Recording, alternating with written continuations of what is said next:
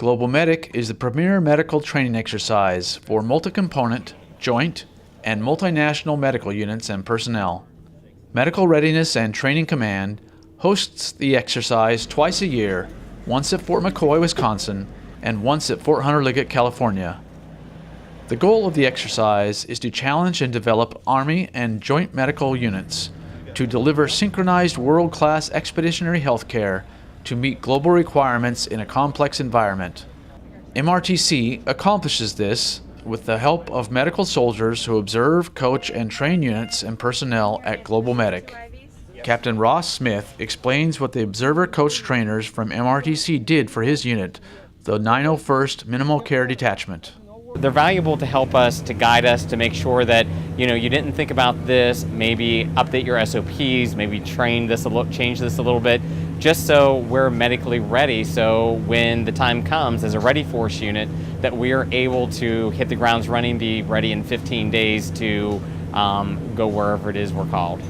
We want to be sure to show everybody that we are a trained unit. Sergeant First Class Carol Grenell, from the same Fairmont, West Virginia unit as Captain Ross, was looking forward to coming to Global Medic when she first heard about it in the planning phases of annual training. I was very excited. It gives us a chance to train as we fight and to critique any gaps that may be there. And you can never train too much. It needs to be repetitive action, almost a muscle memory. And as always, communication is always needs worked on. You can never communicate too well. One sailor, HM3 Maria Carranza, who worked with the Army Reserve personnel in the same field hospital for this exercise, talks about how realistic the training environment was.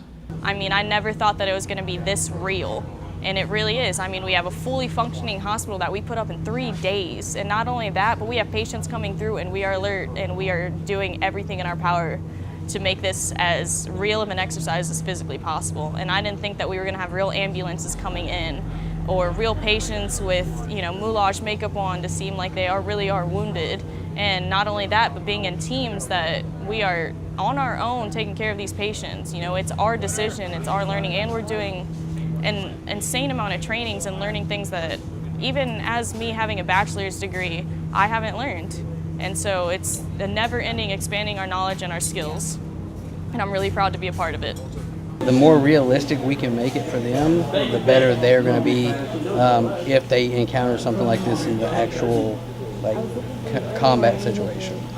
From sister services to multinational service members, many took part in making the training successful, to include one soldier from the British Army who joined Medical Readiness Training Command as an observer coach trainer.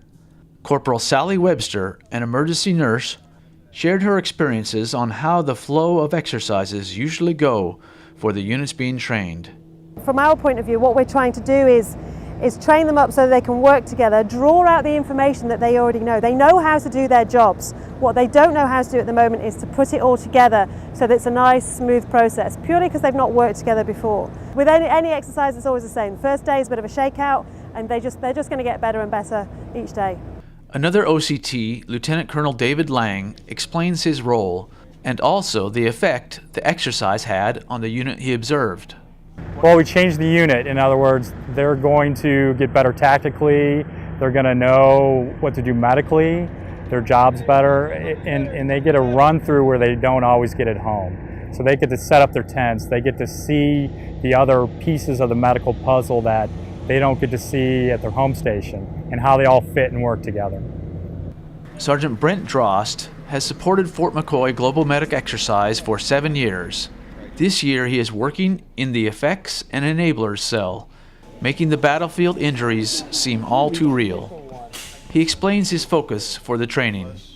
I just feel that it's great training and it improves every year, and as we do it more every year, we're learning ourselves on how to make it better for the training audiences. America's Army Reserve, through exercises like Global Medic, generates combat-ready units and service members who are trained, equipped, and prepared to win our nation's wars. Reporting from Fort McCoy, Wisconsin, with the Army Reserve Medical Command, I'm Sergeant First Class Kenny Scott.